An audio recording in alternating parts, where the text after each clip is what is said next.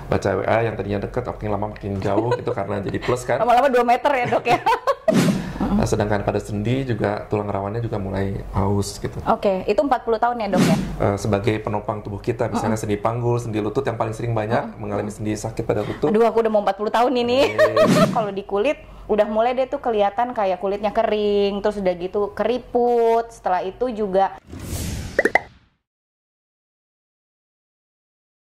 justru nggak makanan aja, jadi air pun juga perlu dok sebenarnya ya, gitu. setuju. Nah jadi kayak untuk rehidrasi itu juga perlu. Jadi dari dalam walaupun dari luar juga sekarang udah ada skincare yang untuk bisa merehidrasi kulit gitu. Nah juga makanan kalau di kulit itu justru kayak ini dok yang lebih perlu tuh kayak buah, sayur yang kayak gitu-gitu dan mineral yang zinc yang gitu itu untuk perbaikan sel itu bagus gitu. Tapi kalau secara umum ya mungkin ya itu ya konsultasinya ke gizi klinik.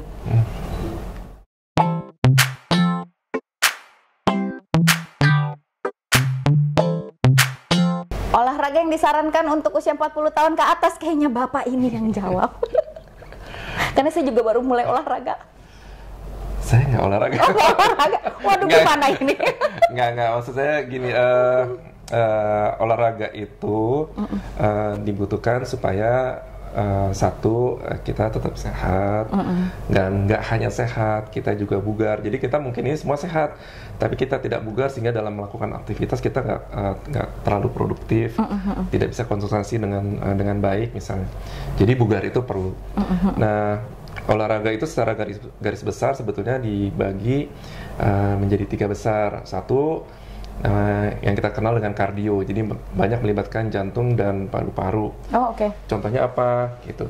Contohnya berjalan, berlari, bersepeda, berenang, gitu. Nah, tergantung dari kitanya gitu, mana yang lebih cocok untuk kita. Kalau orangnya gemuk, ya jangan kemudian lari karena dia akan membebani tungkainya. Kita bisa mulai dulu dengan bersepeda atau berenang. Nah, kalau jalan boleh dok? Jalan boleh, tapi semampunya. Kalau udah mulai rasanya nggak enak pada persendian, berarti dia tidak mampu melakukan olahraga berjalan. Kalau ngos-ngosan? Ngos-ngosan itu masalah latihan. Jadi ada makin sering kita latihan, makin kuat jantungnya, makin efisien penggunaan oksigennya. Biasanya nanti lama-lama oksigennya ngos-ngosannya akan hilang. Gitu. Mungkin juga agak cek-cek ini kali ya dok, nadi ya? Ya ada 2 sih, ada yang paling sering jadi patokan adalah gimana cara ngatur lari kita dengan menyesuaikan dengan denyut jantung kita. Makanya kita selalu menggunakan jam-jam yang ada alarmnya.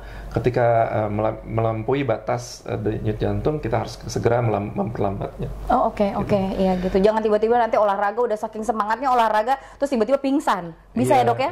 Iya. Jadi gitu. Sebetulnya sih kalau misalnya baru memulai 40 tahun, mulai aja dengan sesuatu yang ringan, mulai dengan jalan dulu, kemudian nikmati dulu prosesnya, baru kemudian kita meningkat.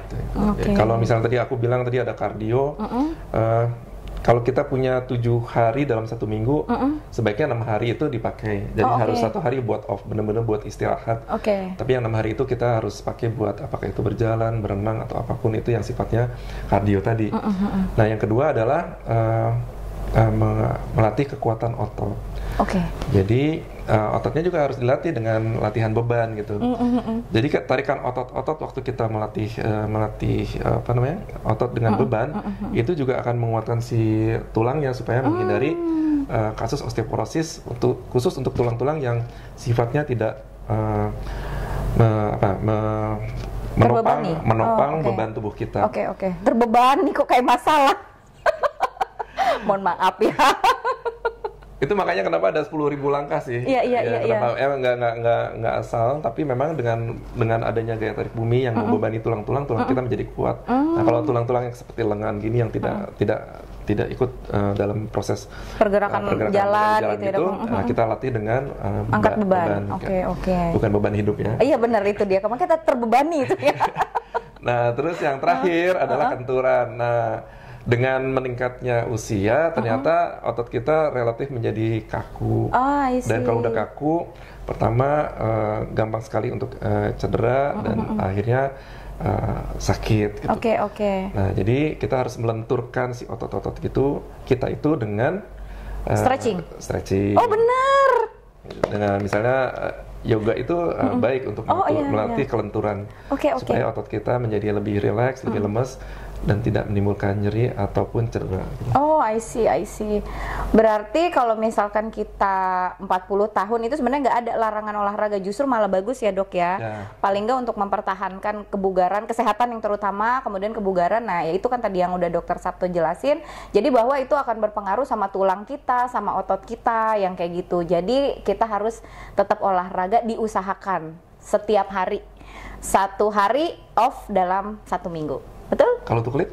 Oh iya, untuk kulit ada pertanyaannya. Oh iya benar. Iya, manfaatnya olahraga kulit itu sebenarnya kan kalau pada saat kita olahraga itu kan berarti metabolisme kan meningkat. Terus kemudian juga aliran darah itu ke kulit dok jadi bagus. Gitu, makanya biasanya kalau misalkan yang suka olahraga tuh kulitnya kelihatan lebih fresh. Jadi bersemu-semu gitu. Bersemu-semu nggak pakai blush on. Jadi memang pink gitu ya. Jadi memang karena dia si pembuluh darahnya ini bagus di bawah kulit. Jadi juga dok, nutrisi yang dimakan itu nyampe ke kulit. Intinya begitu. Iya, sampai lupa ada pertanyaan aku.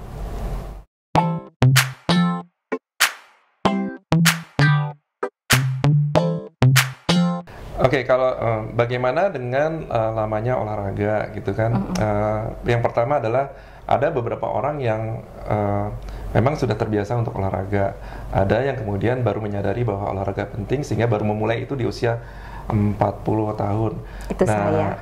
Kalau udah kayak gitu, yang penting niat dulu deh mau memulainya. Harus ada motivasinya. Ada motivasinya. Betul. Bahwa kita itu meniatkan olahraga itu supaya badan kita sehat dan bugar. Jadi niatkan dulu karena itu paling susah. Kalau udah gak ada niat pasti nggak akan ada actionnya gitu. Ya, benar. Nah, setelah itu lakukanlah dengan yang ringan dulu, nikmati prosesnya. Kalau bisa melakukan sifatnya outdoor, jadi kita keluar, kita nikmati alam kita hirup oksigen yang ada di alam bebas. Tapi kalau memang karena sesuatu hal kita harus di rumah, nggak apa-apa, lakukan aja di rumah. Yang penting niat dari olahraga itu tercapai. Kita bisa punya sepeda statis, kita punya treadmill gitu. Kita juga bisa ada latihan beban di dalam rumah gitu. Tapi apapun itu, manusia itu sebetulnya makhluk yang mengikuti irama matahari. Jadi ketika matahari terbit, dia terbangun. Kemudian ketika matahari terbenam, dia masuk fase istirahat, termasuk tidur. Perut pun butuh istirahat. Jadi waktu tidur itulah yang kemudian semua mengistirahatkan organ-organ tubuh kita. Lagi kayak dokter Sabto gini ya, ini juga jadi pertanyaan juga sih dok. Kayak kan dokter sibuk banget. Mungkin pagi udah ke rumah sakit, abis itu udah ada operasi, abis itu poli gitu ya, melayani pasien ya. Terus kemudian nanti malam juga ada operasi lagi, terus pagi masih begitu lagi. Itu waktu tidurnya kan berarti pendek tuh dok. Nah itu gimana tuh? Kemudian juga biasanya kulit kita itu dok akan jauh lebih kusam gitu, karena sebenarnya pada saat kita resting, badan kita resting itu kulit justru dia akan beregenerasi. Kalau